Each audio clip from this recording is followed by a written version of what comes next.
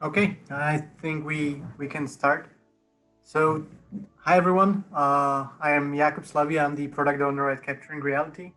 I'm here today with our head of marketing, Jana, and our head of support, Susanna.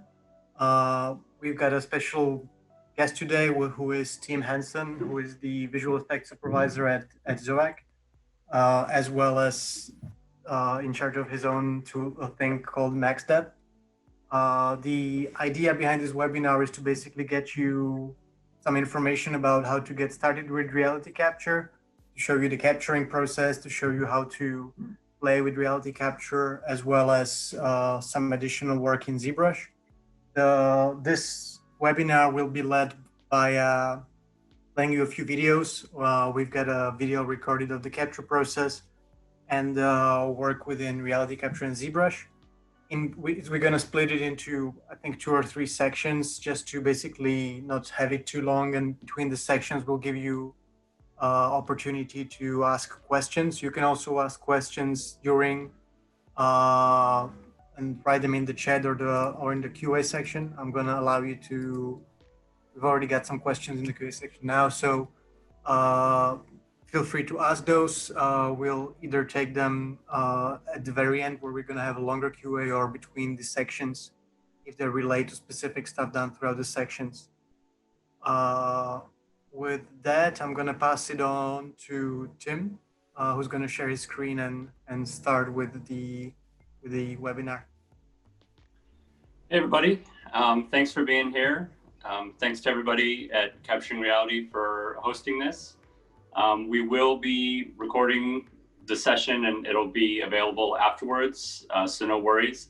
And then also too, in case there are any playback issues, again, don't worry, everything's being recorded and the video will be made available at the end as well, just in case if you have any trouble with playback.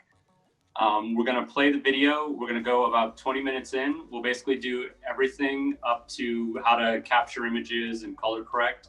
Then we'll take a break for questions.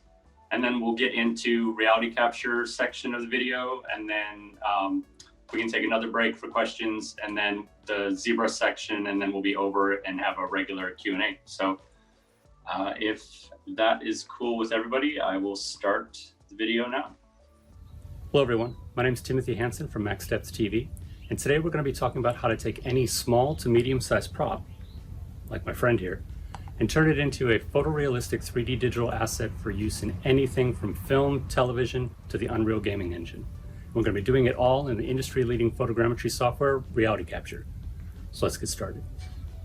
I'd like to thank the people at RealityCapture for sponsoring this video. And as always, if you're interested in more photogrammetry tutorials, you can always find them at our website, maxdepth.tv.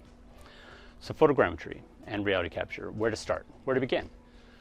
Sometimes it can be a little daunting if you've never done it before, but trust me, by the end of this video, you'll know everything you need to know to have a perfect data set and get you an amazing result. So, from my experience, I find that 80% easily of all photogrammetry success is not done in the computer. It's done before you get that data set into the computer, and it's done here. And there are 5 key things that I find will lead to better success when it comes to photogrammetry and your data capture. So we're going to go over and give examples of each one more in depth, but right now I'm just going to give you the 5 keys to think about that we're going to talk about. Number 1 is going to be lighting.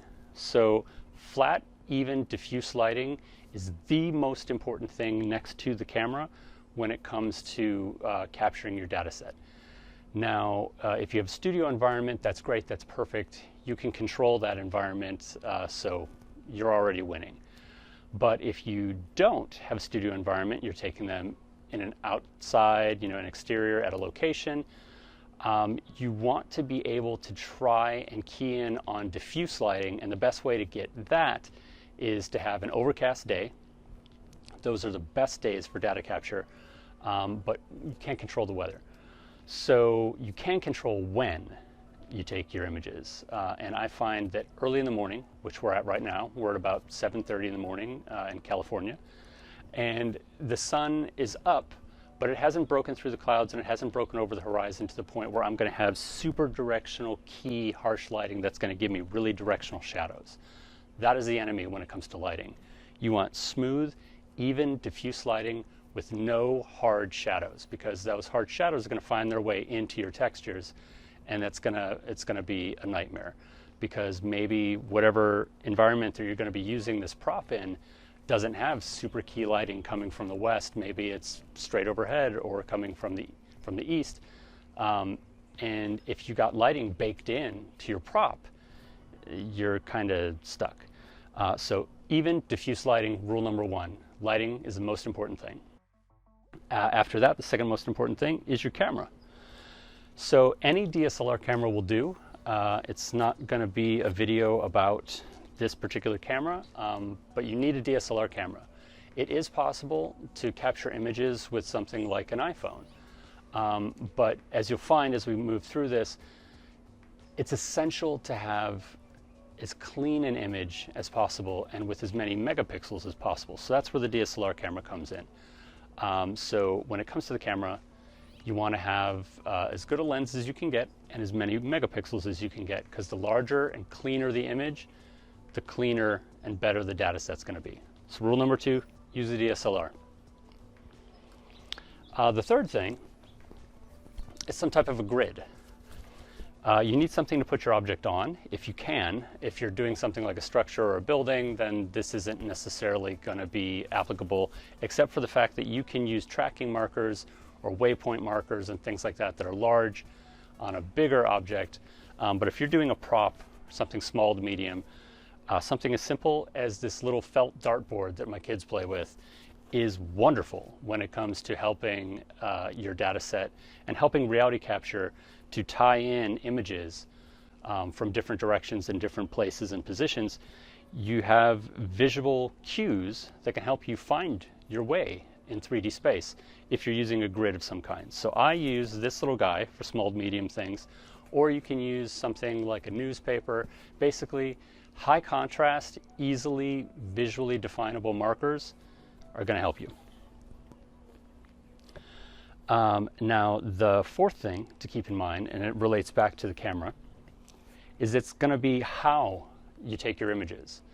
Now, a low ISO is essential. And the reason for that is you want to have as little noise as possible, especially in the darker areas like the shadows and the crevices and things like that. You need to be able to see in there in order for RealityCapture to make a good solve. And so the way to do that is to have as low an ISO as possible, especially with a digital camera.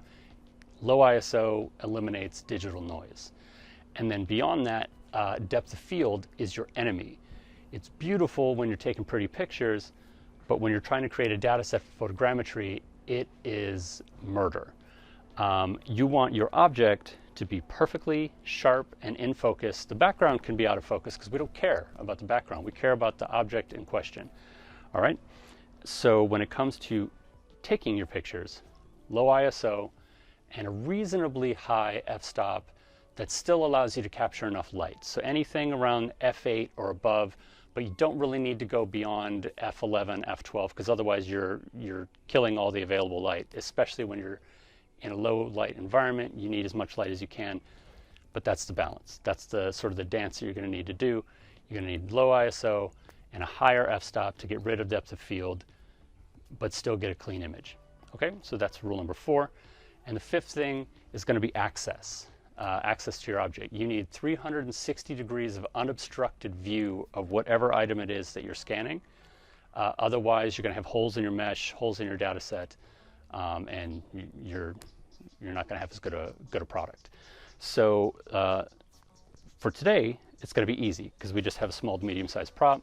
We're going to be able to get around the object and see it from 360 degrees of view, and we're going to be fine.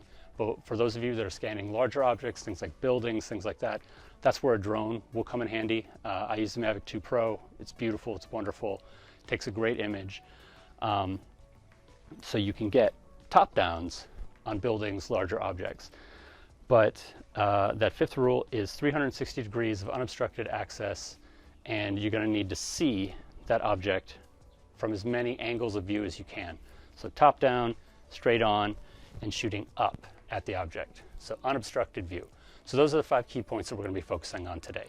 So those are, again, lighting, diffuse and even, no harsh shadows, DSLR camera, some type of grid, newspaper, dartboard, whatever you have. The 4th thing is going to be the way you capture your images, ISO, f-stop, no depth of field, clean, no noise. And the 5th thing is 360 degrees of unobstructed access to the object.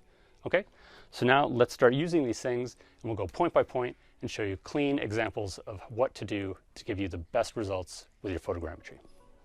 Okay, so now that we have step 1, we have our diffuse lighting, overcast sky, early in the morning, no harsh shadows. We've got that, we're good. We've got our object down on our grid, perfect. We've got our waypoints essentially baked into the object, so we're ready to go. Now, how we take our images is going to be important as well. Your first instinct might be to shoot it horizontally.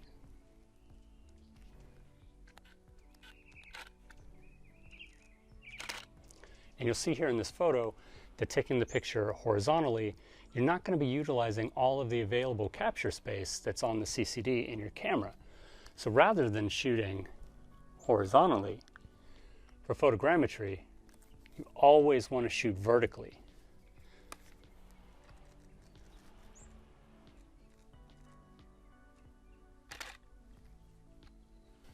Now, as you'll see in this image, you have much more of your object that you're trying to capture data from taking up all of the available space in your image.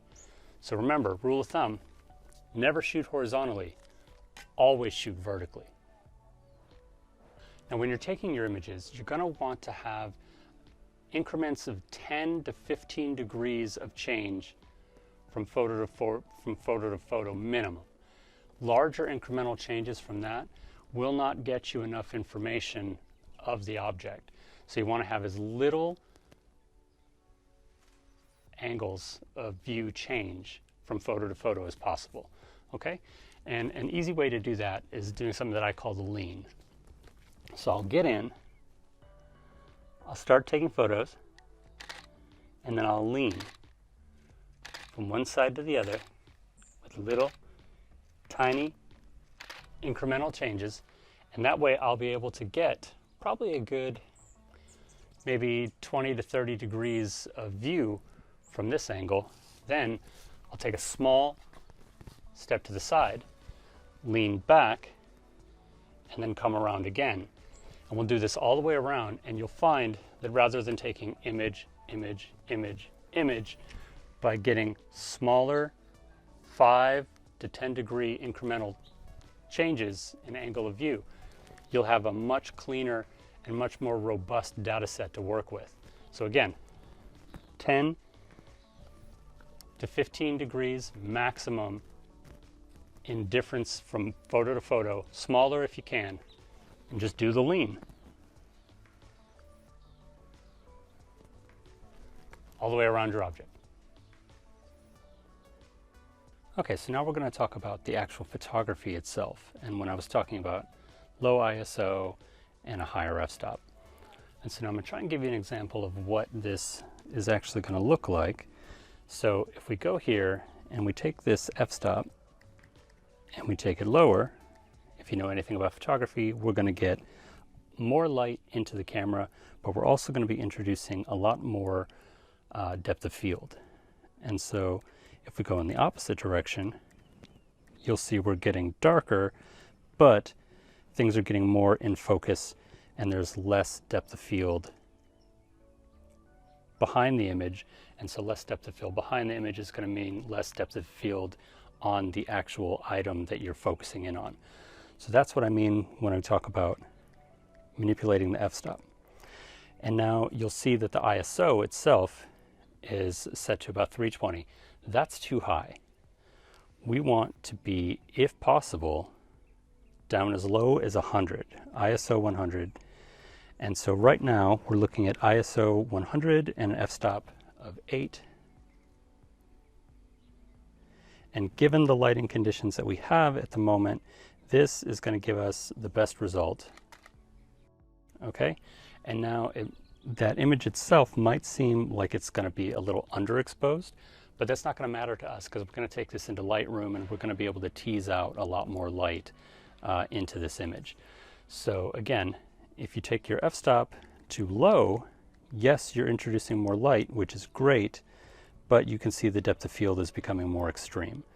And again, what's behind the object, if that's out of focus, that doesn't really matter to us as much as the object itself being in focus.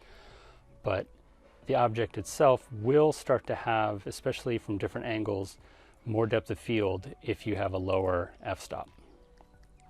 So let's just take that back up to about an 8. And again, the ISO, if you raise that, great, I'm introducing more light into my scene.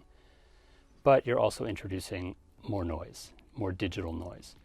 So that's why when we say we want to keep the ISO as low as possible and an f-stop somewhere around between 8 and 11, and that is going to produce the cleanest image that we can get digitally. Okay, so here we are on the next phase of everything, where we're going to go into Lightroom and we're going to do our color corrections. Now, RealityCapture will take raw file formats, but I usually always just convert my stuff to TIFFs.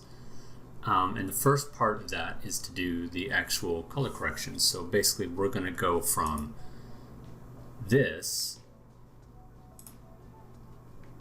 and turn it into something a little more like this. So now this will give us a nice flat color. Most all of the shadows have been taken out, as well as a number of the highlights and things like that. There will still always be some little tiny reflections and things like that, but we've been able to eliminate the majority of harsh highlights and dark shadows. So let's go through the process of what we had to do to make this happen. So first off, the easiest things that you always do, no matter what, in every scenario, is you want to take the highlights, you want to crank them down, and you want to take the shadows, and you want to crank that up. And so what that's going to do is it's going to lift the shadows as far as it can to fill in those areas, and it's going to take off the edge on some of those highlights. Now you can go to exposure and start to lift it up. And you'll see that there will be a little tiny bit of grain in there, but not much, because again, we had that low ISO. So all things being equal, with this being, I think, a 32 megapixel image, this is pretty sharp and pretty good for what we're going to need. So then, after we've killed the highlights and lifted all the shadows, we've lifted the exposure a couple of stops to bring back all that light. Something else that we can do is we can come down here to this noise reduction, and we can take that maybe a third of the way, a little bit more. And what that's going to do, if I zoom in and take a look in here in this black rim of the eye, do a little bit of noise reduction. What that's going to do is it's going to smooth out a little bit of that digital noise.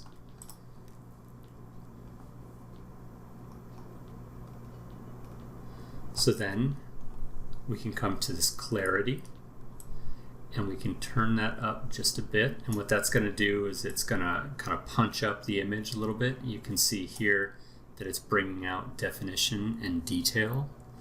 If you look down in this area here, you can see if you take it the opposite way, things get a little kind of soft. But when you crank it, not all the way, you don't want to take clarity all the way, because then it's going to start to introduce some noise.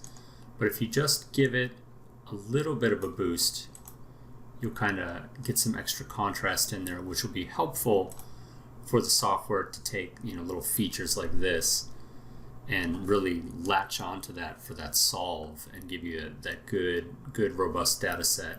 And also too, if for whatever reason you needed to put down manual tracking marks, little features like this with that little bit of extra contrast boost are going to be very easy for you to find to throw a marker down on.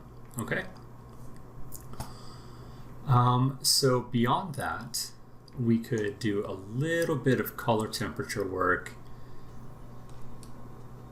Just kind of cool it down just a little bit. Not much, because it was still in the early morning, so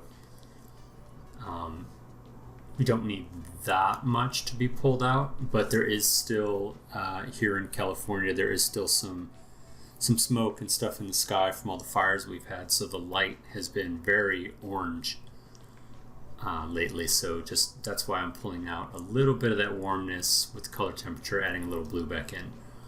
But basically, we're done now with that color correcting. So we went from this slightly underexposed to now properly exposed and ready for prime time, ready to be taken out and put into RealityCapture.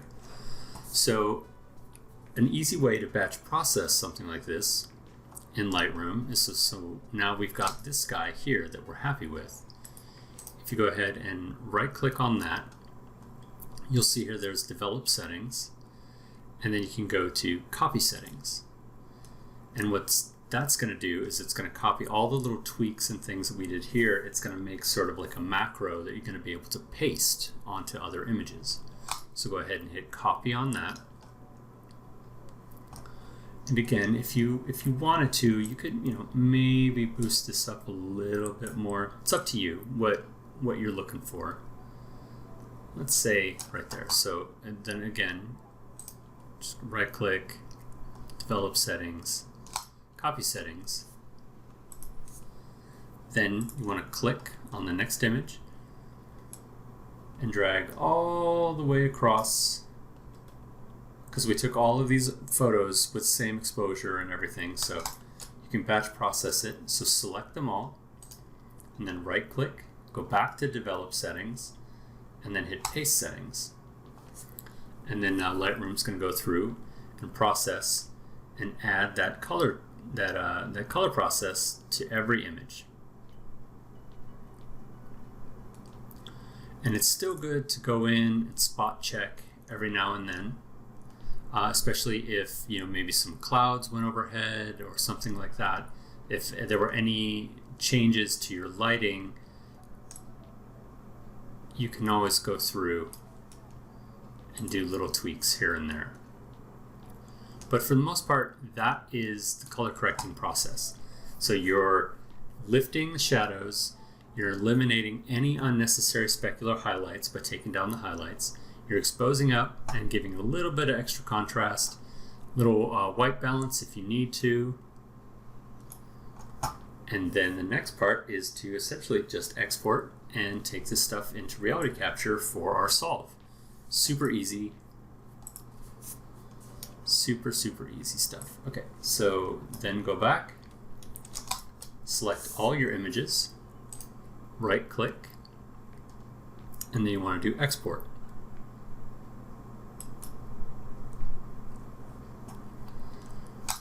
Now we'll just surf to a place that we want, and then let's just call this CC for color corrected. Select that folder, and we'll call this RC for RealityCapture,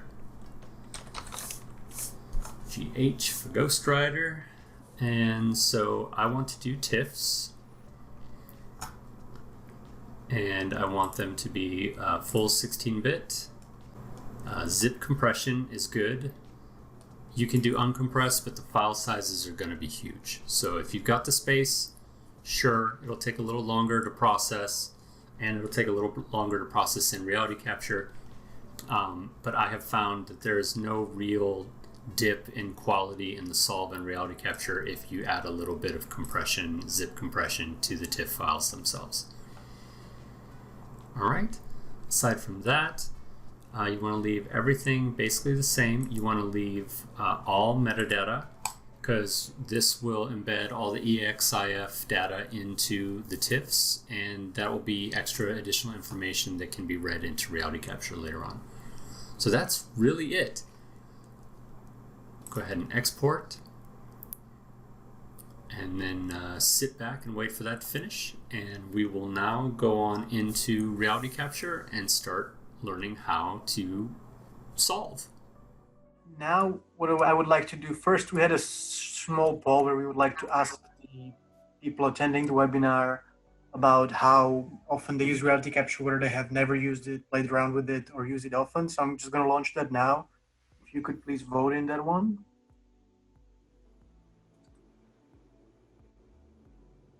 And then we will move on to our questions. We've got a few, so we'll move on to the questions and answer those, and then move on to the next section of the webinar. Cool. All right, I guess I'll just start at the top. Is that what you want me to do? Yeah, let's do that. I can read the questions and you can then answer. So the first one is, should vertically always? What if the object is wider than it is tall? Does the same apply? Yeah, so with that one and with everything we'll go through in the questions and answers is there's no one steadfast way to only do everything. It will work if you shoot horizontally as well. I've just found from my time on set when I'm capturing like big set pieces or objects, I still like to shoot it vertically because I can get a lot of area at the base all the way up to, you know, maybe the first or second story of the building. And then I'll do a big horizontal loop around, and then I'll come back again from different angles, shooting up or shooting down. There will sometimes be, depending upon the lens you're using, some lens distortion. And so I've just found from my personal experience that I get less problems with lens distortion if I'm shooting vertically than horizontally, because the amount of area that I can get on a large object, I can fit more of a wedge of that object vertically than I can horizontally. But it will work horizontally as well for whoever was asking that question. It's just something that I prefer to do myself. So don't worry, you can still shoot it horizontally and it will work. Okay, perfect. The next questions we have is regarding the video via YouTube. So yeah, so as I said, we will share the video most likely via YouTube. I'm not sure exactly, but it will be shared separately as well, and the recording of the webinar will be sent as well. So with the video, you should have no trouble reading the letters or having any issues like that one. Yeah, so this one, shoot horizontally. Another one, why not use a lazy Susan? So you can definitely use a lazy Susan. Part of what I was saying at the beginning of the video is if you have a studio environment, that's like what I would consider a studio environment, where you have set lighting that's, you know, perfectly under your control. You got a camera on a tripod and object on a lazy Susan, that will work wonderfully. So no worries there. The lazy Susan will work and it'll be great. I just find I spend most of my time on set for films and television, so I'm almost never in an ideal scenario to capture images, because they're either trying to move on to the next setup and they're trying to break things down. So I have to be able to run in as quick as I can. And so a tripod will always be best, because that'll help you get the cleanest image without any motion blur in case you happen to move too fast or your lighting scenario makes your shutter speed have to be a little slower than what you would want it to be.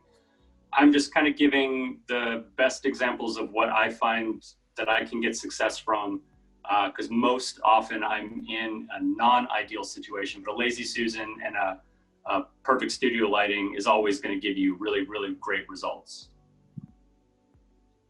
Okay.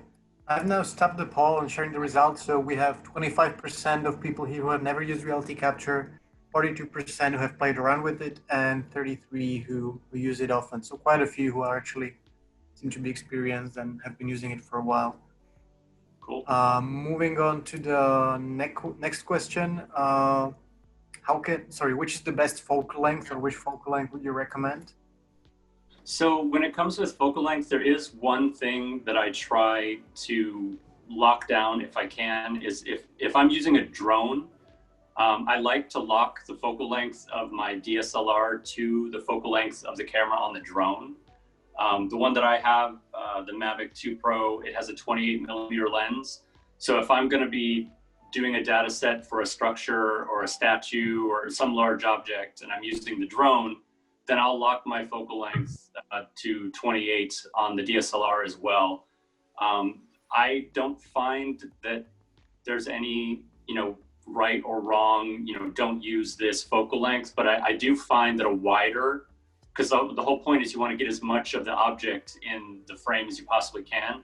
So I try to go wider if possible, but not like fisheye lens wide. Like I usually don't go really ever below a 24 or a 20 on my camera. So hopefully that answers that question.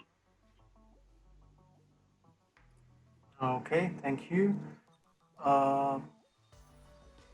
Another question, but I guess that sort of has already been answered. Do you need to do this for every photo, meaning the photo editing, or can it be done via batch processing?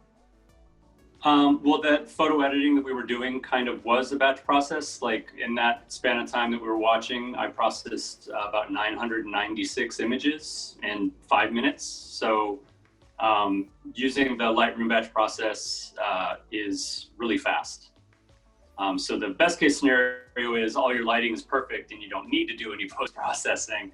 But if you're like me and you're out and about in not perfect conditions, I always color correct my images to give the best possible resource for RealityCapture to use. Because if you give RealityCapture really good images, it's going to give a really, really good result. Okay. Any advice on human photogrammetry? So human photogrammetry for me, we use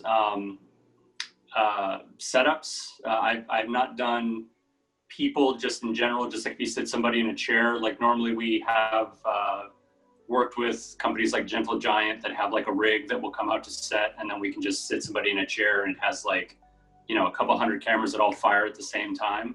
The ideal scenario is that you have multiple cameras that can fire at the same time, because that way it doesn't matter if your subject moves or not.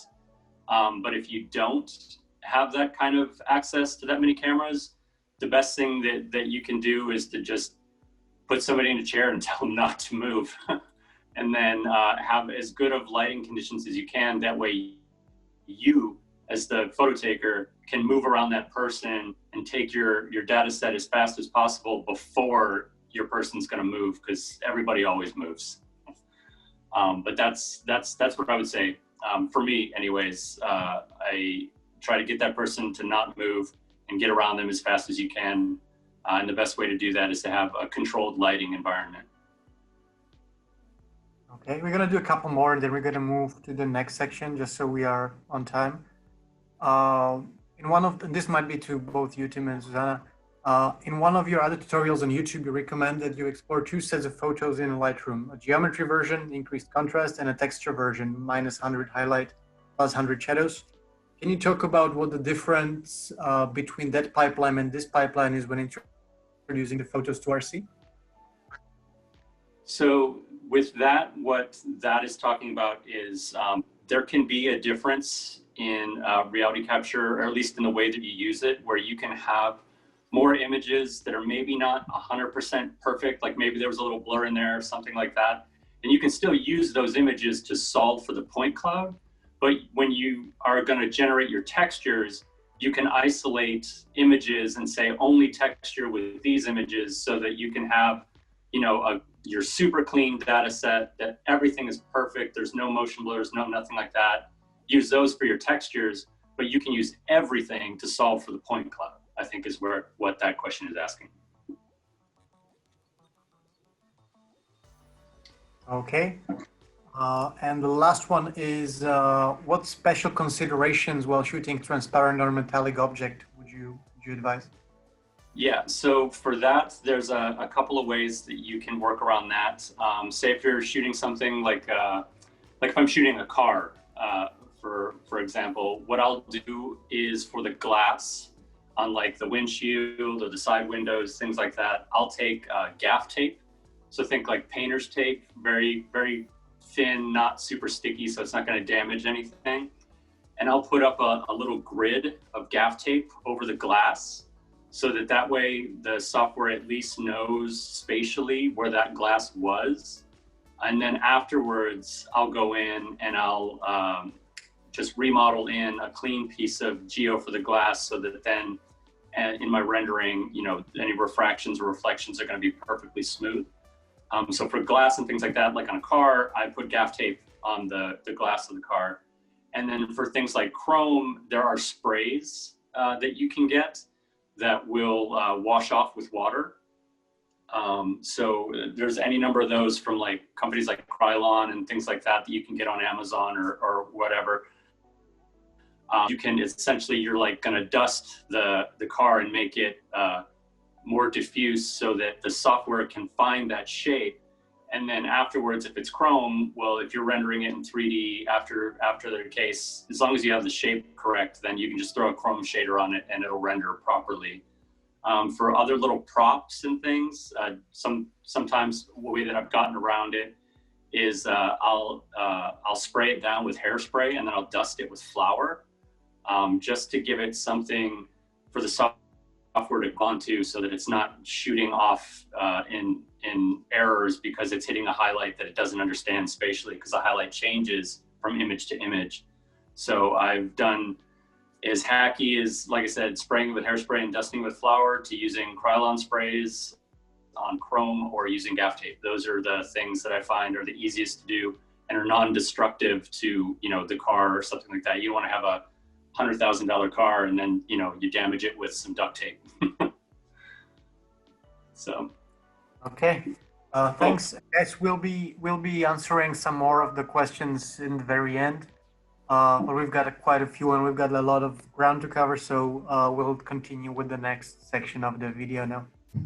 Yeah, so I'll play that. And then one thing I wanted to say before the video starts is there is one thing at the beginning when you import your images, it'll give you an option to convert it to JPEG if you want to.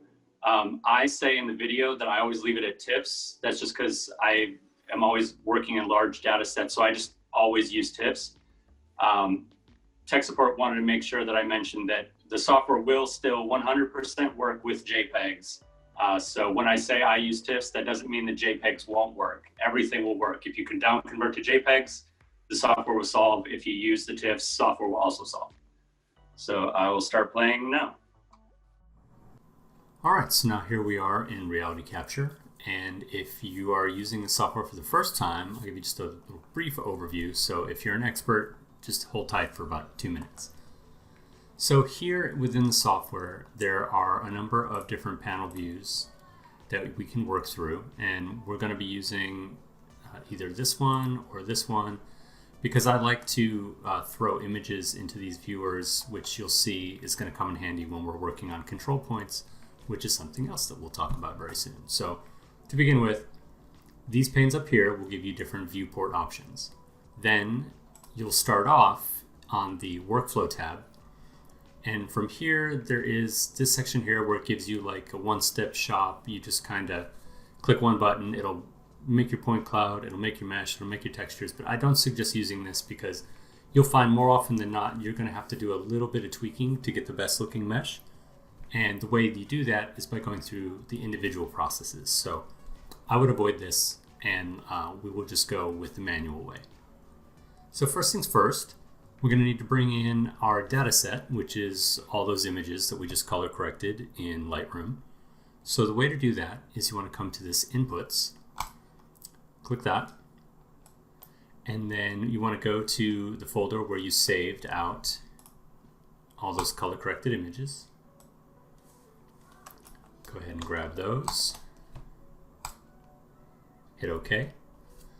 And then now the first thing it's going to do is it's going to say HDRI image detected, and what it's going to want to do is bump down those 16-bit TIFFs to an 8-bit JPEG. It will speed up the process a little bit, but I don't suggest doing it because I prefer to work with, I believe, best in, best out. So I want all that data. I want that EXIF data. I want that full resolution for the textures when we're going to bake down the textures. So I always skip this and say use original. I want to use those full resolution TIFFs. They will take a little bit longer to solve because the file size is larger, but it's the better way to go. So that's what I suggest doing. So here we are. We brought in our images, and you can see that it has the EXIF data retained from the camera, and you can see the focal length that the images were taken at.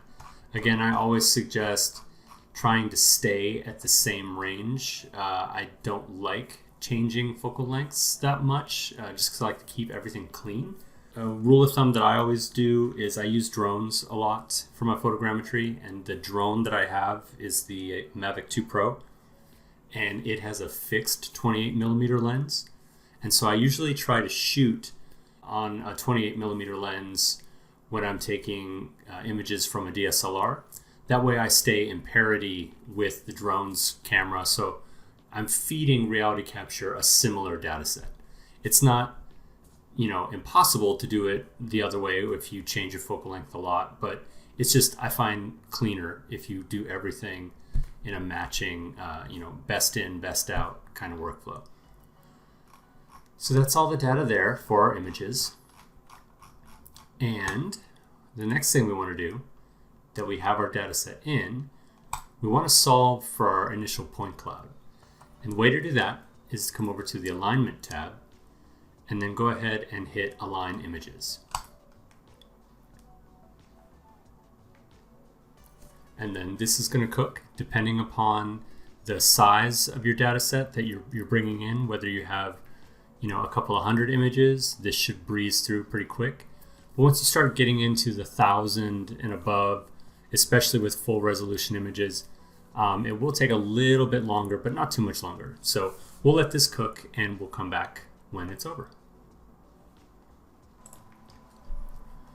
Okay, so now we're back. That finished solving, and you could see that it was able to solve for 994 out of 996 cameras. So I would say that's pretty successful.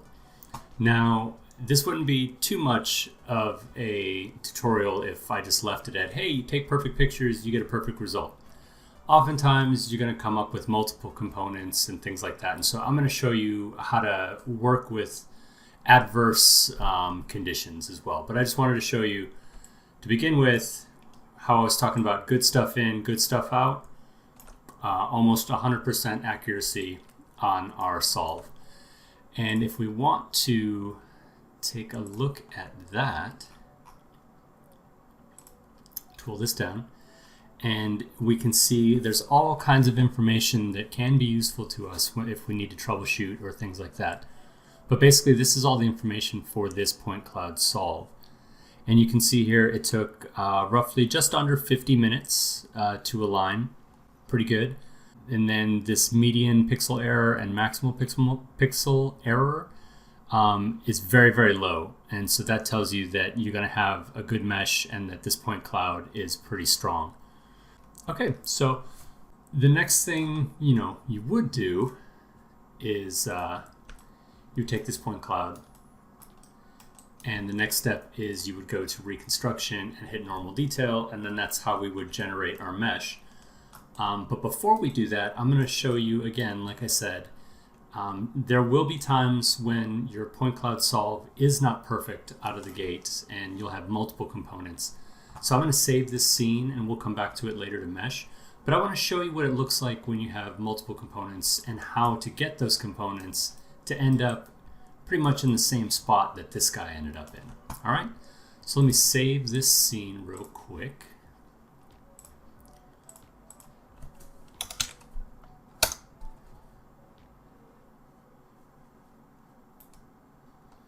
Okay, now that that's saved, what can happen is, so say sometimes you'll have 1, 2, maybe 3 different components where only maybe 100 or a couple hundred cameras were solved for, and that's why it broke it out into those chunks, because it was only able to solve for, say, maybe just this top ring or maybe this outer ring, but it couldn't solve for that and the ones where we're down closer to the ground. So it'll make a component for each of those, and that will be a scenario that you will probably run into. So the way to work around that is to do control points, and what you'll want to do is you want to export these components and then you'll open a new scene, you'll bring back in the components, and then you'll solve again for just components, and then sometimes that will fix the problem, but also oftentimes you'll have to lay down control points. So let's just walk through that process, and I'll show you what you would need to do if you're going to do that. So say you had multiple components. You want to click on the component, and then you want to go to the alignment tab, and then you're going to come over here to this registration.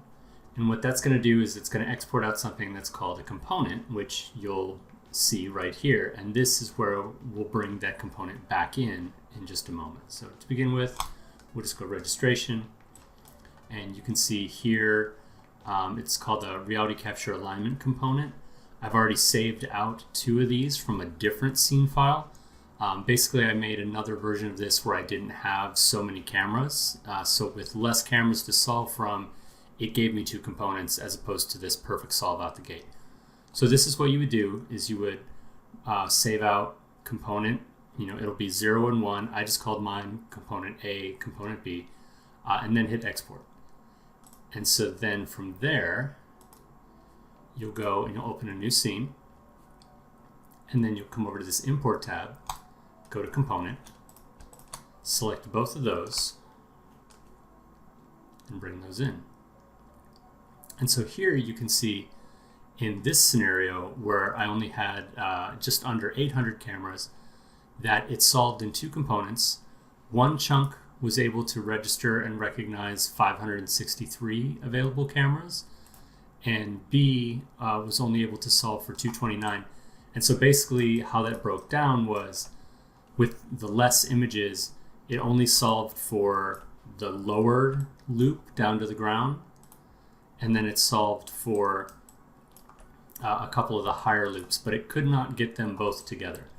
And the way we're going to make those 2 components come together is we're going to use some control points.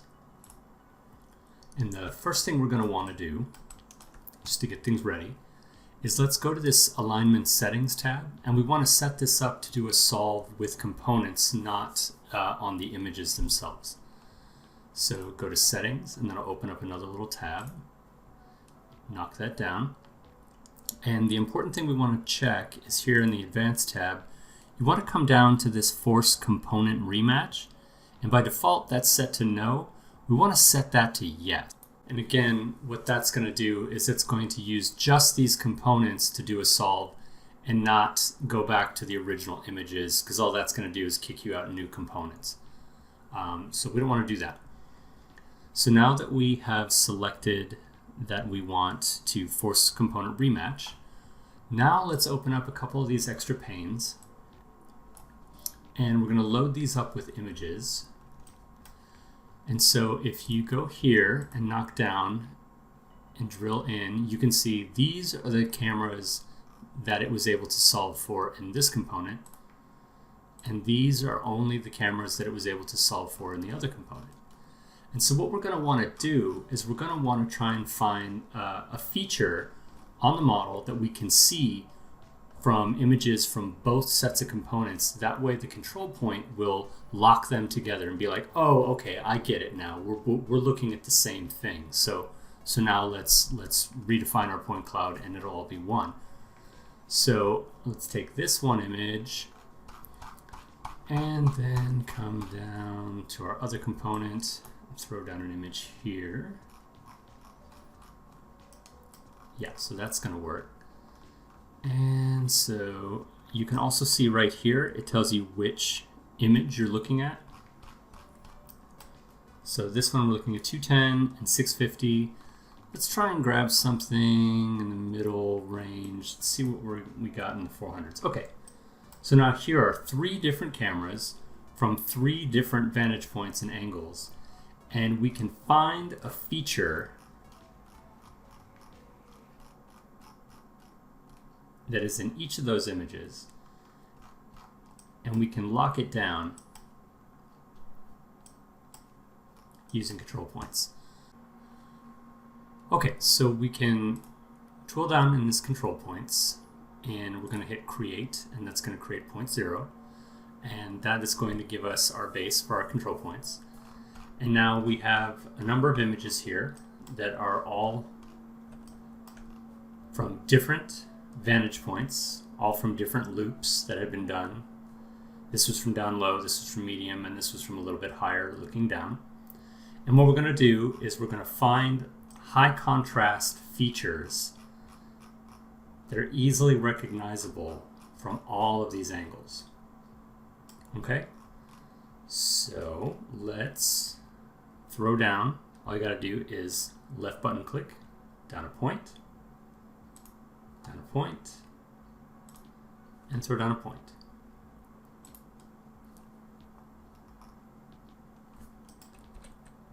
Move over to another image by hitting the arrow key.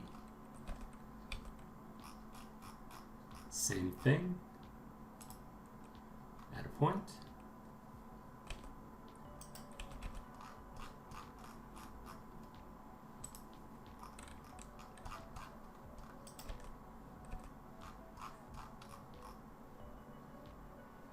We'll add one more. Okay, and so here you can see that it has given us what is called a pixel error ratio.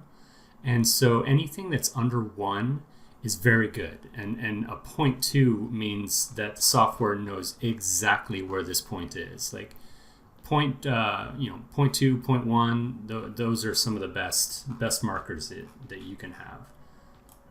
So now that we have that, you'll see here that all these little green arrows showed up. And what that's doing is that is the software trying to predict other cameras that it thinks this spot can be seen from. So there's two things you can do with this. You can either come up to this clear suggestions, hit this button, and it'll just delete these and it'll only go with the ones that you put down. Or you can take that image, drag it into a viewport, and then see for yourselves that yes, this is a pretty good point, and it is in the right spot. So that was 633. So then you can come here and you can confirm it by pressing the little green arrow, and you can see that that error ratio is 0. So that's telling you that that is a tremendous point, and it's super in focus, and you're good to go. So now we've thrown down one control point. I like to give it a couple. And like, well, if we solve this, it might go ahead and combine these and we'll be good to go. But let's just be safe. So let's do something where we come around to the back side of our little friend here. And I know from looking at this data set before that there's a little spot on the back here, that's another really good spot to give us a potential solve. So again, just using the arrow keys to turn us around. And there, again, we can see that easily recognizable little marking. And I think we're going to be able to find him again here. Yeah. So now we'll come down here and hit create. And what we're going to do is we're going to make a new control point. Go to each image, drop that down in the center, and then let's give it one or two more images to chew on. So that one there is a little too out of focus, so that one won't help us, but that one will. Throw that down. I usually like to give it at least 3 from each component so that it really has something to grab hold of. Okay. Alright, so now we've given it a couple of components to chew on. And now let's go ahead and do merge components, and we'll give that a moment to think.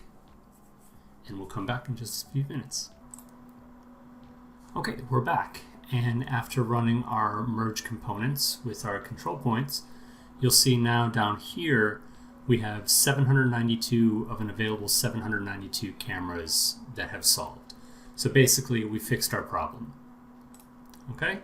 And so that is how you can use components and control points in order to help a finicky solve. Maybe you didn't have enough images, or your images were from too great a distance. A lot of times you'll have to use control points and components when you're aligning drone images with images that you've taken down at the ground as well. But okay, so there we have it. So that is your basic workflow in terms of alignment. So our first version, good stuff in, good stuff out. We had many pictures. We had a perfect solve right out of the gate. And then this example here was just, I took away about a third of the images, gave us a less robust data set, and then we had to use this component workflow. So now let's move on to the next stage, which is reconstruction. And so what we want to do here, very simple, there's preview, high detail, and normal. 9 times out of 10, normal detail is going to get you exactly what you need. High detail will get you some more small high frequency detail, but it will also give you more high frequency noise and things like that in the mesh. So really, you just need to use the normal detail. Let's change our scene view here, just so that I can see it a little bit better. And then in our reconstruction, let's do set reconstruction region. And now what this bounding box will do is it will tell the software only give me a mesh for what's within the box. So sometimes if you have a big data set or drone images, it'll get all the background stuff as well. And this just allows the software to only cook on the stuff that is important to you. So go ahead and drag in.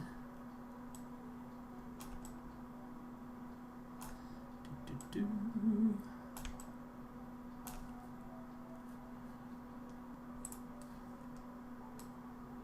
that in. Looks pretty good. Bring that down a little bit more from the top. And don't really need to worry about the bottom that much, but because we'll come in and we'll blast out this ground in the next section, but we can just turn that bounding box. All right, and so then from here, we're going to go ahead and mesh it by just hitting normal detail, okay?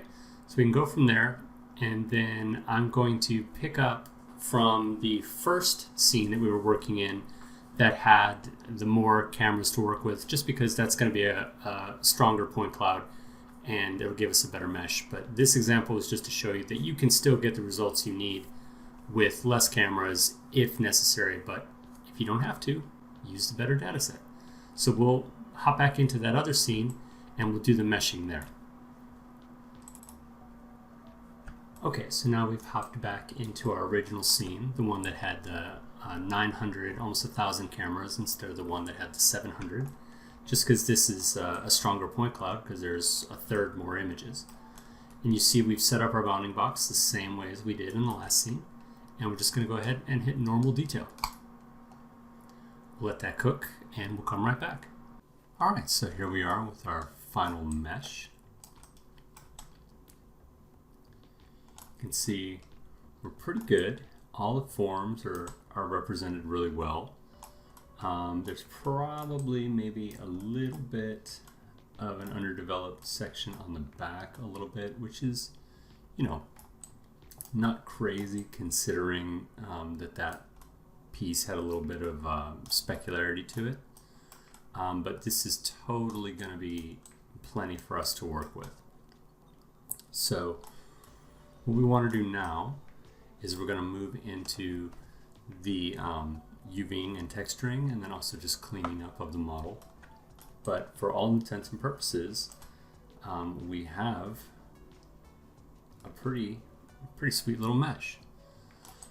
So now the steps that I usually go through is I will start going through all these filtering tools that we have here.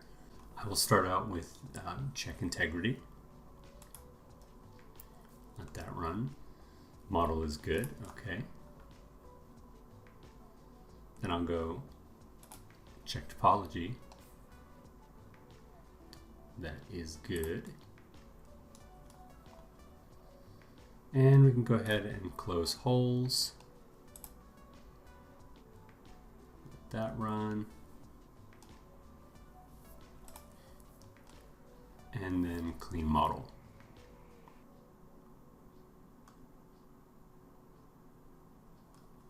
Cool. All right. So then from here, I know that I don't need this ground, I just need the mesh. So what I can do is I can start using the lasso tool, and I'll come in and I'll try to get as close to the object as possible.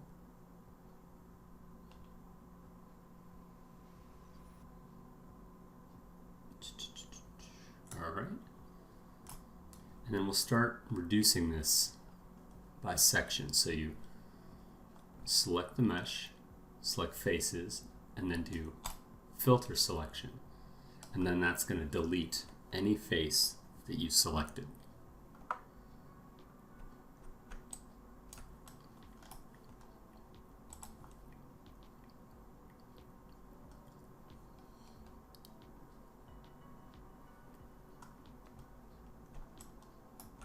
Cool. So we'll keep doing this all the way around the model.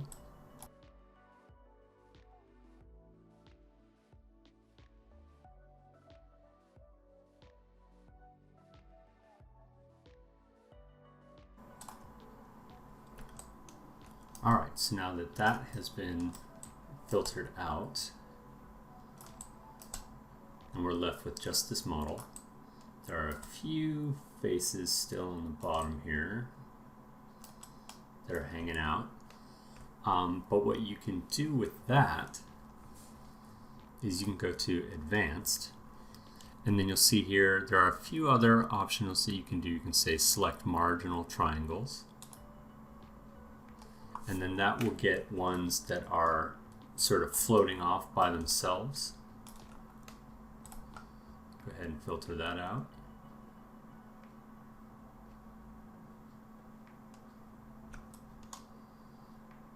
And looks like we are good. So now we can go back again, hit our close holes, let that run.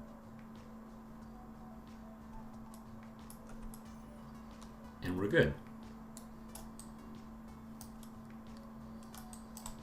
Okay, so now that our model is good, we're cleaned out, we're reduced down to just our model. Now we can start talking about UVs.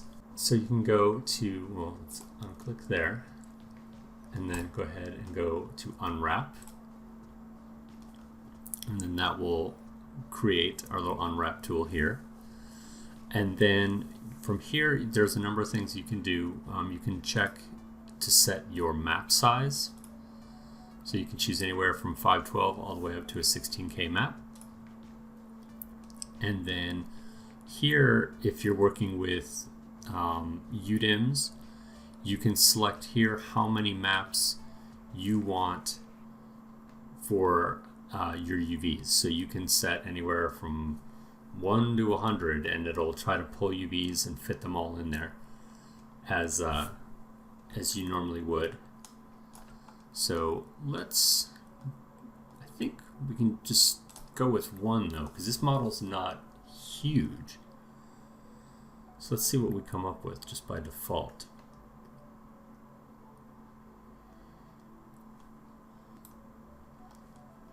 You can see here we can throw on a checkerboard.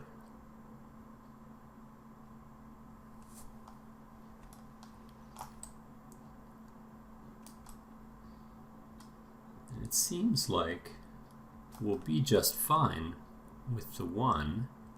Yeah, so we're looking good. So if we come up here and select the model, we'll see in our model report that we are using 90% of that one UDIM tile, and our texture quality we have enough resolution to be, quote unquote, 165% of the available texture quality in the images that we used. Sometimes if you have a much larger, more complex model, if you don't have enough UDIMs, your texture quality can be less than 100%, and that just means that you're not using the maximum of all the available UV space. But this is telling us right here that we're really good, so we're fine with that one tile. So now our UVs are pulled. We can go ahead and texture the model. So then here, we can close those and just hit texture. And we'll wait for that to come back. All right, so we're back now with our textured model, and he's looking pretty good.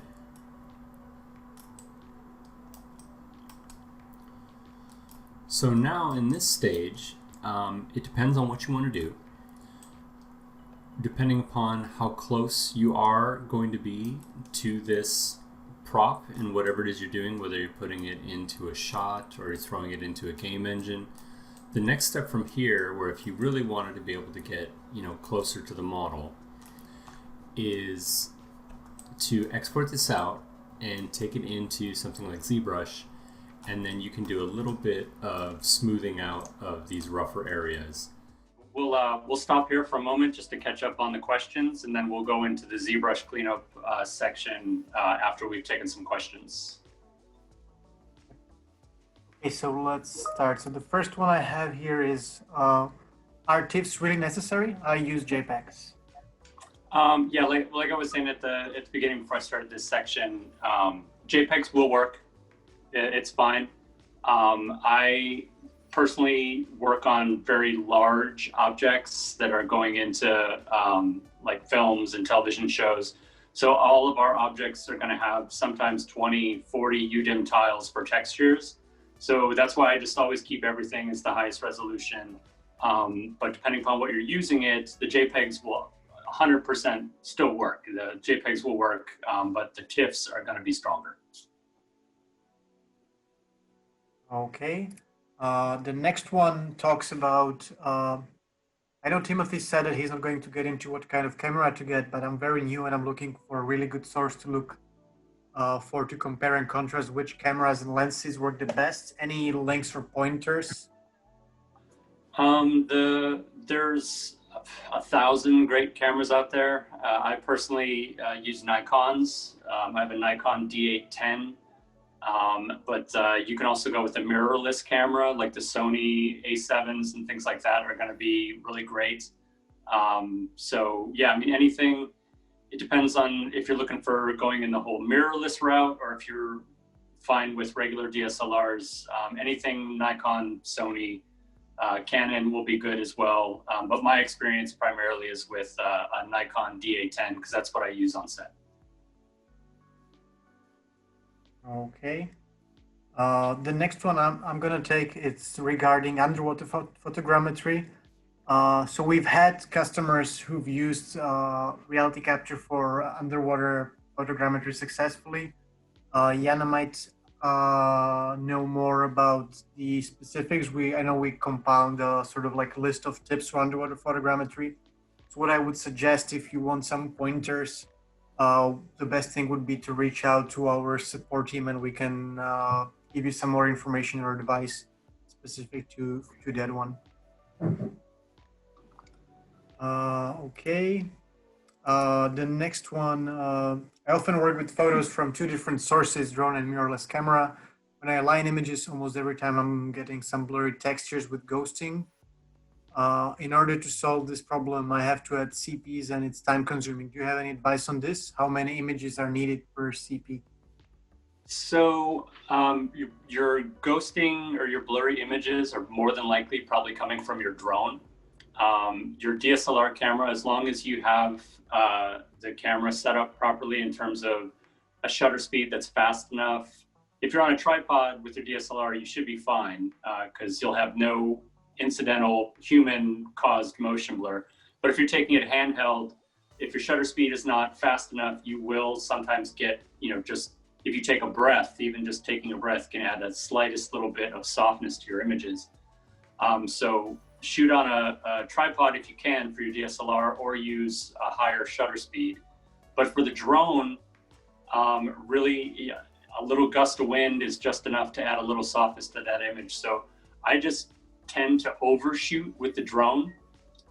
Say, you know, if I think 1,000 images is enough, I'll shoot 1,500, because more images are always going to be better.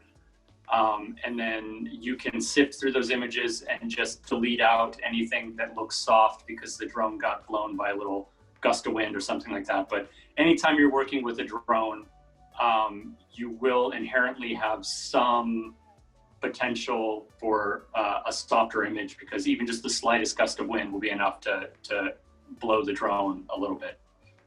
So hopefully that answers that question. Thanks, Tim. The next one is what is the best practice for capturing the underside of an object?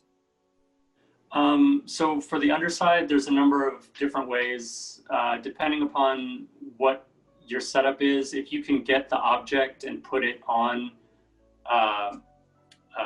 like the name of it is escaping me. If you can like clip it to a C-stand or something so that you can see it from almost all angles, but it's just being held by the slightest, you know, tip of the object. Like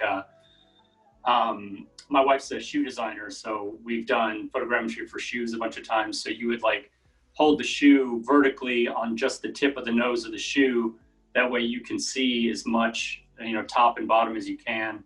But if you can't do that, if it's like a toy or some other object, I have had success, you know, doing the normal loops around the object and then taking the object and laying it on its side and then shooting, you know, another loop of objects. But then it's going to be really important to have something visible on the object that you could see from both iterations. So like say there's a tracking marker on the leg of the, you know, the action figure that you're scanning.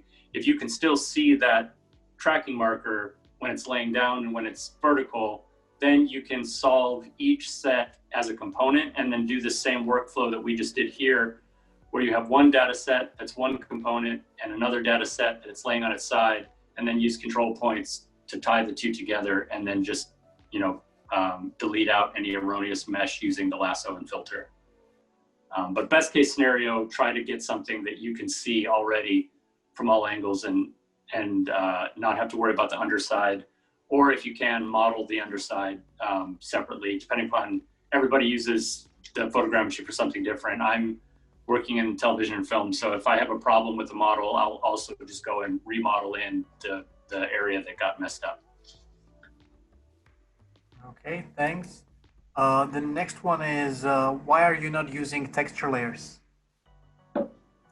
Because I wanted to make this video as entry level as possible so that the most amount of people could understand. Sometimes I've talked with Yana before about more in-depth videos, but it's hard to get all that information within 1 hour of the time that we have here. So you can use texture layers. I just didn't for this particular video. And for those that are interested in texture layers, we've got a few videos on our YouTube channel, so feel free to look at those or send a request to our support team if you have any issues using them. Yeah, it's definitely a good workflow. I just, like I said, I didn't for this particular video because I didn't have time. We've had quite a few questions regarding your computer setup, your CPU, your GPU. Tim, could you maybe give some more insight into what you're currently using?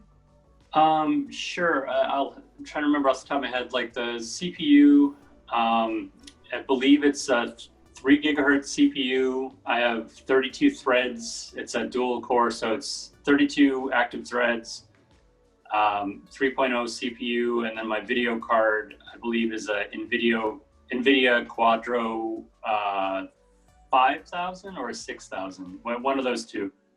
I have 2 different workstations that I can't remember which one I did this one on, but that's usually the setup, is a 3 gigahertz processor, 32 threads or above, and NVIDIA Quadro 5000 or 6000. But it can totally be done with gaming, video cards, things like that.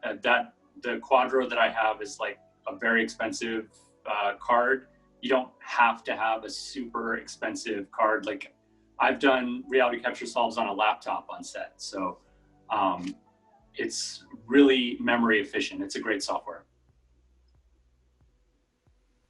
Okay, thanks, Tim. We're getting quite a few questions regarding like sort of other types of photogrammetry, let's say stuff like including drone photography, combining that with objects on the ground. So the first thing I would like to say is that we've got quite a few videos, and Tim has actually already done a webinar with us regarding combining drone imagery with photography from the ground. But maybe we could take one question, Tim, if you could tell people like what's the main difference when you're taking pictures of rooms or interiors compared to taking pictures of small models. Yeah, no problem. So I have done, like you said, I have a number of videos where we use drones and combine with DSLR. You also have a number of great videos from the SciArc guys. They handle that topic a lot as well. So there is, after this video, there's also a lot of good resources online to watch with this as well. But for me, I have great success using drones and DSLRs. Again, I try to use as many options in terms of doing loops around the object as I can. And I always have some type of either a waypoint marker, or what I'll use a lot that I keep in my kit is I have tennis balls that I've cut in half. And then I have marked and numbered each tennis ball. And then they'll have like either a circle or a triangle or a plus, hash sign or something like that I've wrote on to the tennis ball with a Sharpie. And I'll place those around the periphery of the object. That way, whether it's a drone image or a DSLR image, I can always see the object I'm scanning, but there's also a waypoint marker somewhere in the background or off to the side. And that really helps to get the control points to tie together. So some type of waypoints that the drone can see and the DSLR can see, and you'll have I have no trouble getting drone images and DSLRs to solve together as long as they both can see something that the other can see in each image. Okay, thanks, Tim. We'll now move on to the next section. We've got a few more questions we'll get to, or we got quite a few. We got like 45 questions waiting. We've got a support team that basically, mainly Susanna, is working on answering these. But we'll get to some more of these at the very end. So we'll now move on to the next section, and we'll get back to the questions later. Yeah, cool. And don't worry, people that have questions, I cleared my morning, so I'm available to take as many questions after the videos are done as I can get to. So don't worry, we'll try and answer all your questions. But now what we're gonna do is we're gonna watch this last part, which is basically just exporting out of RealityCapture, throwing it into Zbrush, and then just my process that I run through for cleaning a model, getting rid of some artifacting and things like that. And then that'll be it. So let's start that. And you can do a little bit of smoothing out of these rougher areas, and then bring it back in to reproject your textures, or just use the texture map that you have going here. So let's take a look at what it is that we want to do there. So first, what I would do is I would run the smoothing tool, and what that's going to do is it's going to smooth the model a little bit beforehand, and then we'll do the rest in ZBrush. But for all intents and purposes, you could be done right here. But let's take it one step further and clean this guy up. So now what we want to do is go to Model,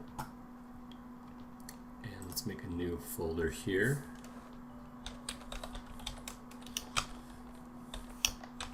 Export to ZBrush.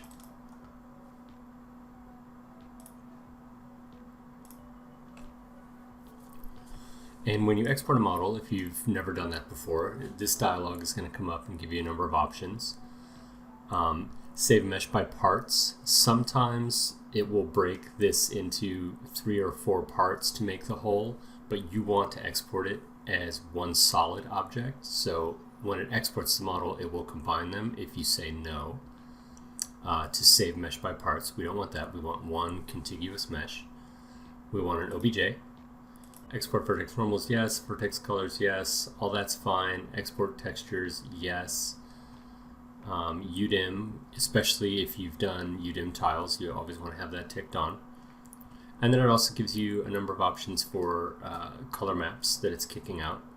So you can choose from TIFFs or EXRs. You can go ahead and turn these off if you don't want all of them. You can just pick one. And from there, you can also choose what preset for the software package that you're going to export it out to. I do find, and we'll go over this here in a second, that RealityCapture wants to do a Z up instead of a Y up if you're going into Maya or something like that. And so if you're going to be taking it out of RealityCapture, retopologizing, and then bringing it back into RealityCapture to do any more texture projection, I would just leave this at 3ds Max, because then when it comes back in, you're not going to have any flipped or rotating object problems. So I would just leave this at 3D Max, and from there we can just say OK. Alright, so now let's hop over into Zbrush. Okay, so here we are now in Zbrush. And if we go ahead and turn off the poly paint for just a second, you can see our raw mesh. And you can see in here that there is some high frequency noise that's been inherited in here. But that will be okay because we can come in and we can smooth some of that stuff out. So using a very, very light stroke of the pen, if you've got a Wacom, you can just start to smooth out some of that noise. You don't want to press too hard because you don't want to dig in too far and lose details.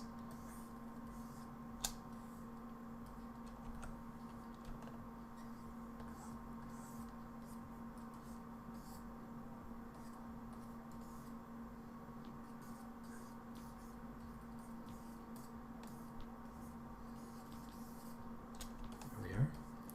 And then you can come back, throw the poly paint back on, and subdivide your mesh. And then you can come back in with something like Damien Standard brush. Let's change the brush size. Zoom in a bit. And then you can come back and tease back out some of those details.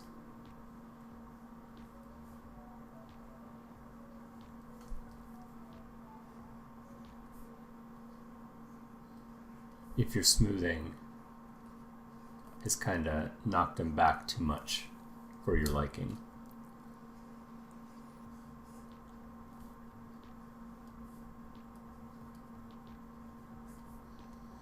Okay, probably subdivide that again. And then it'll just be a process of smoothing and carving.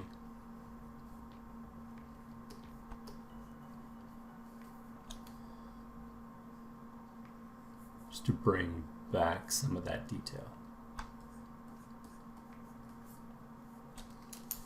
Okay.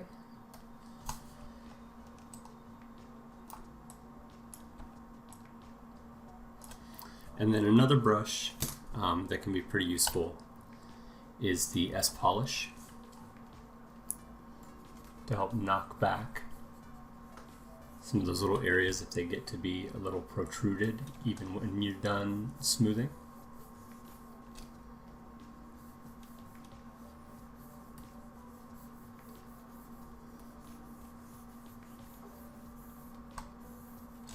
Okay, and then you can hop up and down through the levels,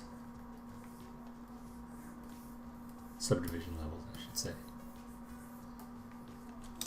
and just go over the model and just smooth this guy out.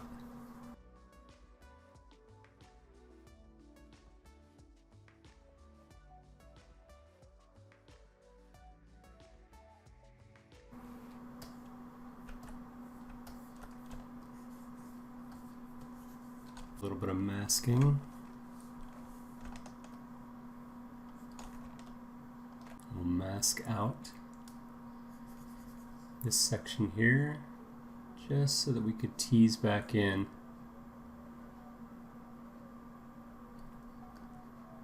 a little bit of detail here. And just inflate that back up.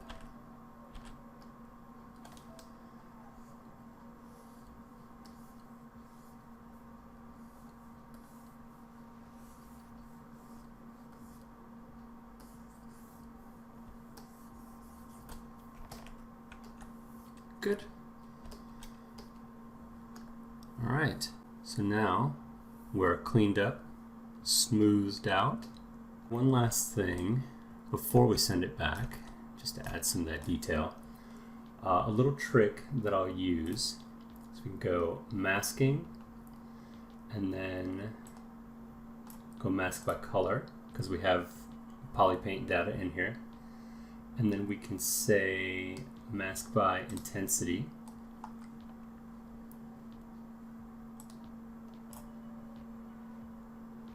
And then go to the poly paint, turn that off.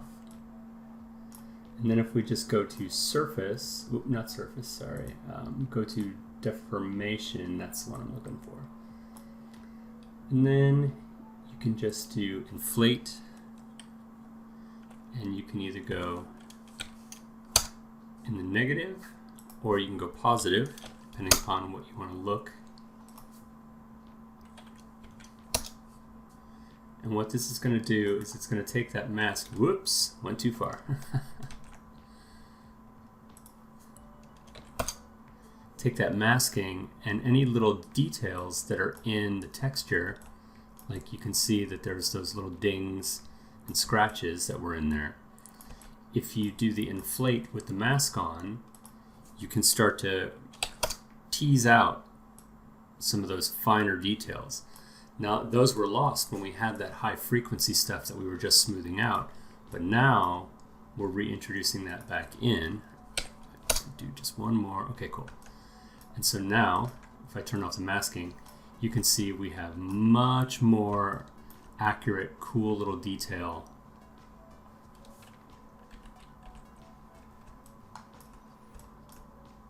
that we've teased out using the color maps. And then now we can throw back on the poly paint. And you can see we have a much greater sense of detail back. All right, so now let's export this model and we'll be good to go. All right, so we did it.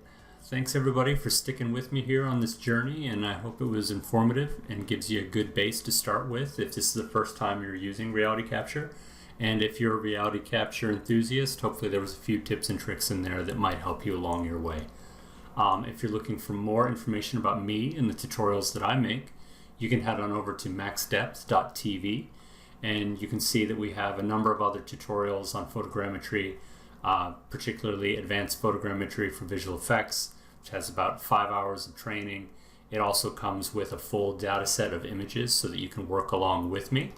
And there's also drones and photogrammetry, where we spend a good deal of time talking about the workflows of how to use drones and DSLRs together to do more large-scale structures and heritage type stuff. So those are two great photogrammetry options. And if you're interested in Houdini or Maya, we have a number of other tutorials. Maya, Mari, Zbrush, we got a lot of good stuff here. So if you want to keep up with us, send an email to newsletter@maxdepth.tv, join our mailing list, and keep up to date future releases. So again, thank you for watching. Thank you to Capturing Reality for sponsoring this webinar. And I look forward to the things you guys are going to make. So good luck out there. Okay, so that's it to the video. Thank you, Tim. We'll now continue with the additional questions we've gathered over the course of the webinar. The first one says, how often do you need or how often do you use LiDAR scan for modeling? So you can definitely use LiDAR scan. We use it for all of our projects. Like I'm working on the new Superman television show, and we have been LiDAR scanning everything out on set. So yeah, that is a big part of a workflow.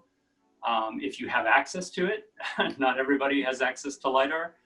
So you can 100% get everything you need out of RealityCapture with just drones and DSLR images, but you can also get a really, really, really strong data set combining LiDAR with your DSLR imagery. So yes, it is great to have if you have it, but not everybody has it. But I think the RealityCapture guys can give more technical details on how to use LiDAR with RealityCapture, because I was not able to do that with this particular webinar. Okay, the next one we have is, what is the best setting for unwrapping and texturing for a big set like a city block? So for a city block, you're going to want to have a lot of UDIM textures. You're going to want a lot of, you're not going to want to use one texture map for a super, super large object. Nowadays in 3D, whether you're using Substance or Mari for texturing, every object or every 3D model that's in a movie or television show or a video game, they all have multiple textures.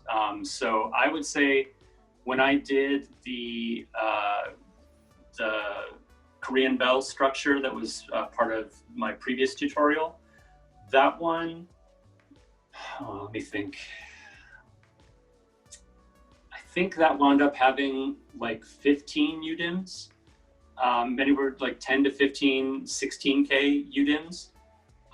But there, you will also come to a point where, depending upon your system that you're working on, if you've got 50 UDIMs that are all 16K, your machine might not even be able to render that in Maya, because when it has to load all those images at render time, that can be an enormous data set. So I suggest only using as many UDIMs as is necessary to get that texture quality to be at that 100% mark. So that's sort of the little game, the little dance that I do when I'm exporting textures for a model, is I'll try to start with a low UDIM count, and then I'll increase the UDIMs until I reach that 100% texture utilization. Don't do any more from there. So only use as many UDIMs as you need, but on a large object, something like a city street, yes, you will need to have more than one UDIM in order to have a high quality result from that. Okay, the next one is, are we supposed to reduce the shadows and increase the highlights? You're supposed to reduce the shadows, or you're supposed to boost the shadows and decrease the highlights. So back in the Lightroom section, when I was moving the sliders back and forth, we were lifting the shadows and decreasing the highlights, because unless you have, even if you're using a polarized lens, polarized lenses can knock off some of that reflective sheen or specular sheen, especially on things like water or transparent objects. Polarized lenses will help, but they don't always eliminate everything. But if you don't have a polarized lens, get rid of the highlights as much as you can and boost the shadows to give you an equalized image for RealityCapture. Okay. We have a question, or more of a comment, from Nathan. He has a studio set up for insects that has a fixed camera but rotatable positional stage for moving the object. I'm not sure what his question is though. What, maybe do you have any insight into the setup as such? Yeah, I would say that kind of relates back to sort of the lazy Susan, the do's and don'ts of doing that type of a setup. I find that yes, if you're on a tripod and you've got a lazy Susan, that'll give you a good result, but you're going to want the background to be, either use a white sheet or a green screen or something like that, because you want the background to be clear almost like a key way. The rotating of the image doesn't mess up the tie points from RealityCapture. At least that's just from my experience. Maybe you guys have a video or something like that, or tech support could give a more detailed software answer to that. But from my experience, when I'm using a Lazy Susan on a tripod, I put up either a white screen behind the object or a green screen. Okay, the next one is, what lighting do you recommend to use for internal builds where light is low? So for that, softbox, if you can, it goes back to where I was talking about if I'm outside, I want to shoot on an overcast day, because the whole idea is you don't want to have directional shadows. You want the light to be as even and diffuse as possible. A lot of times what I've run into, like I did a data set last year for the second season of Runaways, where they were shooting in what was a brewery. And so when they finished shooting and everybody was on lunch, they just turned up the house lights as much as they can, but it was still a really dark environment. And the way that I was able to get around the low light was using a tripod. So I set the camera on a tripod, and then I was able to use a longer exposure to allow more light to come in, but to not give me noise. If I was handheld, it probably wouldn't have been as good a result, because it would have been a blurrier data set, because the low light, situation hurts in that scenario. So for internals of buildings, I would say if you can get lights in there, do it, but make sure they're diffuse, like a softbox. Use diffusion. But if you can't get lights into the area, then your only option really is to put it on a tripod and use a longer exposure, and you want to use a trigger for your tripod. That way, if you're even the act of you touching the camera to hit, fire the image, that can sometimes introduce a little bit of motion blur. So I use a remote to fire my camera off of a tripod in low light scenarios. Okay, another one we have is from Andre from Russia. Tim, what do you think about shooting locations at night with a flash? Do you have such experience, and what recommendations would you give? I would not recommend using a flash for, similar to the last question, is that's going to introduce very streaky, long directional shadows. Your scene will solve. Like if you have enough images that are lit, RealityCapture will solve for that, and you'll be able to get a point cloud, you'll be able to make a mesh. So that's no problem. It is possible, but then you're going to have a hard time when it comes to your textures, because you're going to have to do a lot of cleanup to get rid of all those directional shadows, because there's going to be shadows going in every direction, because everywhere that you go around the object, you're essentially making the key light for that source be different with every single image. So if that's your only option, you can still solve for that, but I would suggest not using a flash and just putting it on a tripod and taking a long exposure to let more light in. Okay. If you are using multiple cameras, do you have to consider the crop factor of each camera for the focal length? Let me see. Can you read that one again? I don't see that in my list here. If you use multiple cameras, do you have to consider the crop factor of each camera for the focal length? Yes and no. I mean, it will still solve with multiple images. Like case in point, I've solved things before with images that came from an iPhone. So it's best to have the same source, but it is possible still to solve with different, crop factors. If you're using multiple cameras, the software is smart enough to handle that, but I would just suggest using all the same capture elements if that's possible, but not everybody's got to work with what they have, I understand. But best case scenario would be to use a similar capture source. Okay, then we have another question from Michal, which says he's in the process of building a full 3D rig, and he's wondering whether he's going to need to print markers to put around the scanner between poles with cameras to help RC. Which version of the markers should he print? Um, as long as the markers have high contrast and they have easily definable markings, for lack of better describe it, like going back to when I was talking about the tennis balls that I use, is I'll write on each of them, 1, 2, 3, 4, up to 30, however I'm using that day. As long as there's something that you can recognize from image to image, you should be fine. I have also used, in a larger scenario, like throwing tennis balls onto a tripod, and then that, helping with the depth in the space for some 3D solves I was going to do later. You can do things like that. Really, any marker will work. There's no, the best of the best to download off the internet and print. As long as you have something.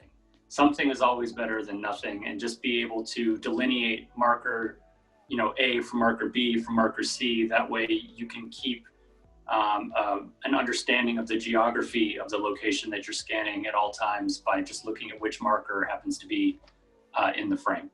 So hopefully that answers that. And the next one is if the objects in the background are moving, will it affect the reconstruction? Or maybe if it does, are there ways to basically minimize the effect of it?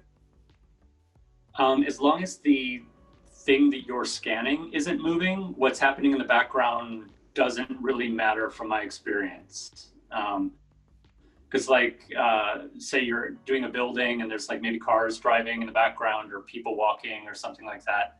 As long as the source, say like the statue or the building, as long as that is staying still, that's what's important. At least from my experience, the thing you're scanning needs to be stationary. There could be things moving around. It doesn't matter to the solve.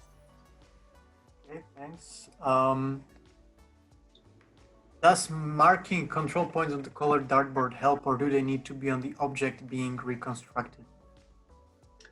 I try to keep things off of the object, if all possible. Like the dartboard is just something that I have at the house, that is easy for me to throw out. Newspaper, anything that will give you an easily recognizable, definable point is gonna help with your solve. So I try to keep points off of the object, because then that's something I'm gonna have to remove after the fact. Like if you put tracking markers all over the object, you're gonna have to paint those out of the textures. You're gonna have to smooth that out of the model. So I try to keep the markers to the ground or the table or whatever, and keep the model clean if possible.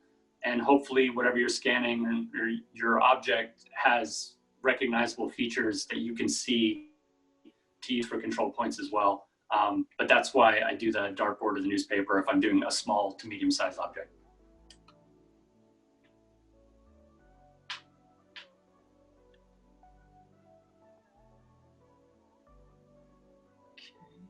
Let's see. Sorry, I was on mute. The next one I have is how does RC handle bracketed images? This one I would probably leave up to the tech support, because for me personally, I don't really shoot with bracketed images, so I don't want to give an incorrect answer on that one. So that one I would say probably send to tech support. Or maybe if we still have Susanna on the call. Yes, I'm here. Well, those should work. The best option would be to just download the application and try them yourselves.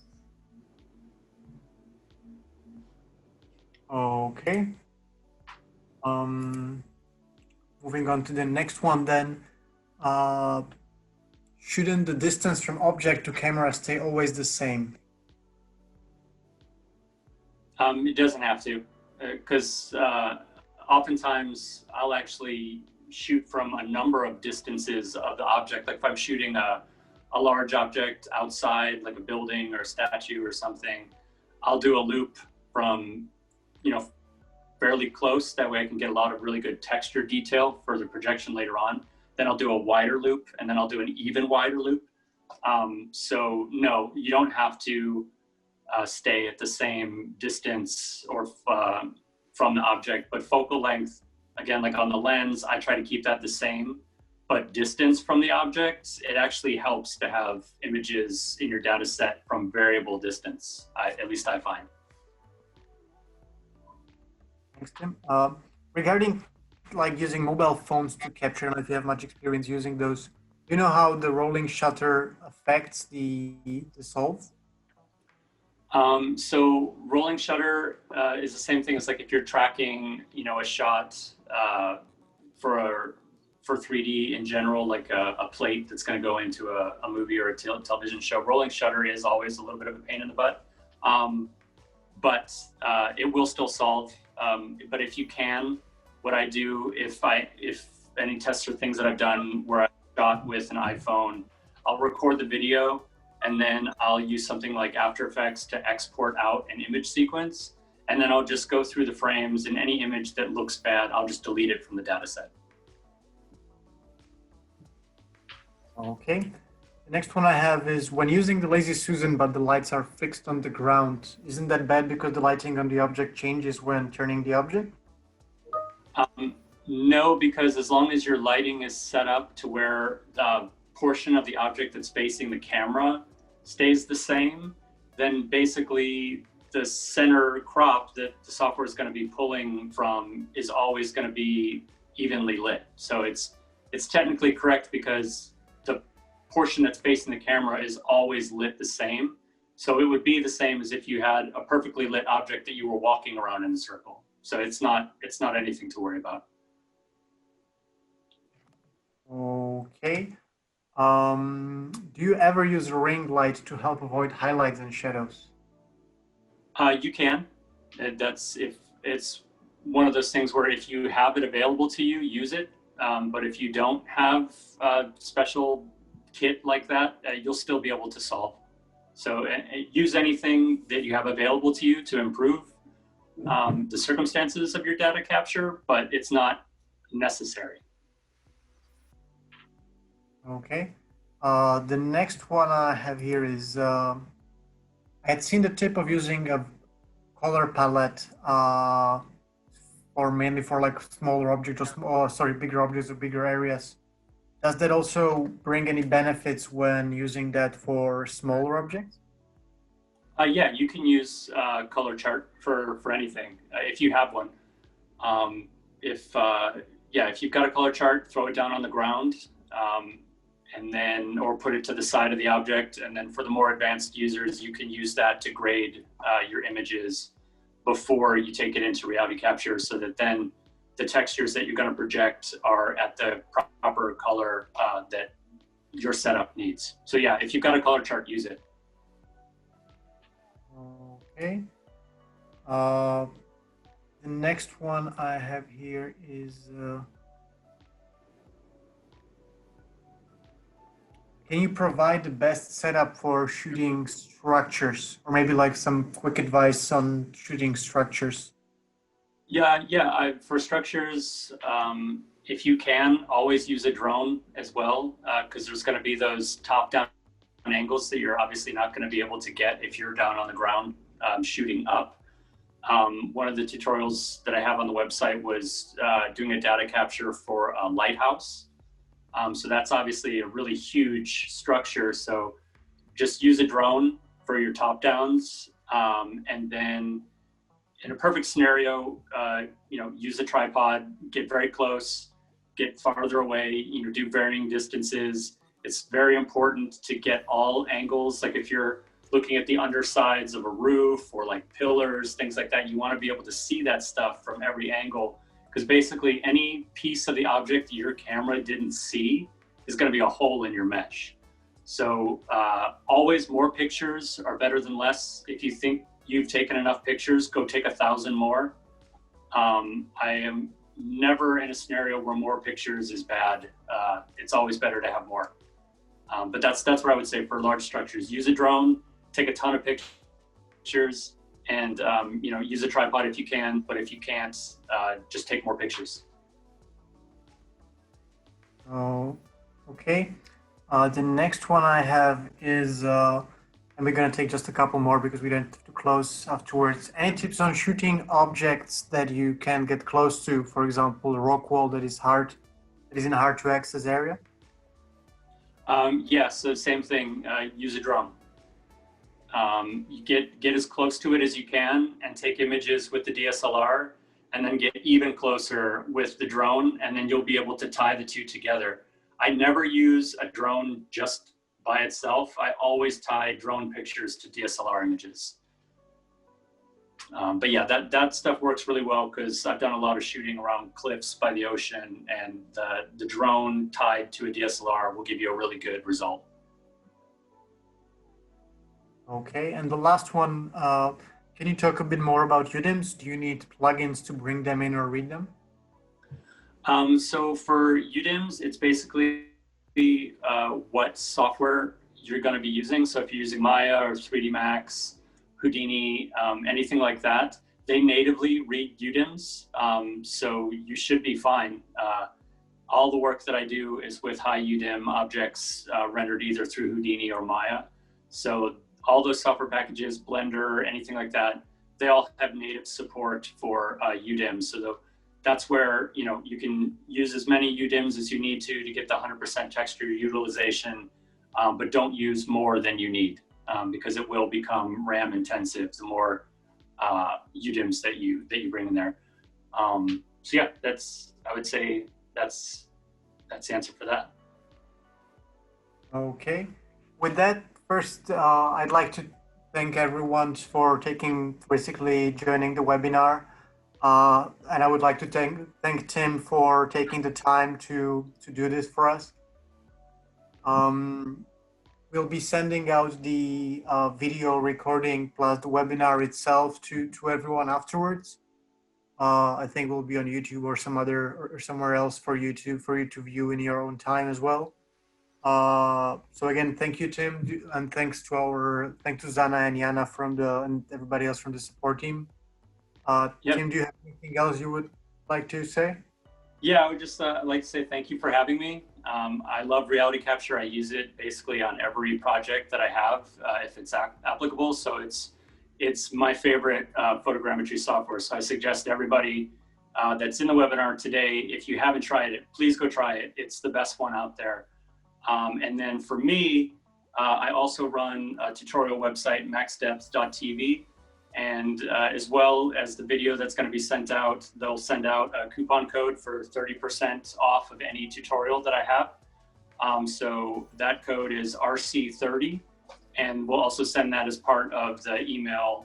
But yeah, it's 30% off everything in my tutorial store. So thank you for having me. Thanks again. And for everyone who hasn't tried RealityCapture yet, we do have what we call a PPI version, which is basically a version you can use for free. You can download that, put in your data, process it, and you would only pay once you try to export your data to use elsewhere. So that's a great way for you to try it out, see how that works for your use case, where you're able to get satisfying results. And once you're happy, you basically pay only at that point. Any questions you might have, or any questions we're not able to answer during the tutorial, we have a support.capturingreality.com site where we answer any questions. Feel free to reach out to our support team, who will be more than happy to help. And yeah, that's it. So thanks everyone for joining. Enjoy your evenings, mornings, lunch, whatever time it is where you currently are. And thanks everyone. Thank you.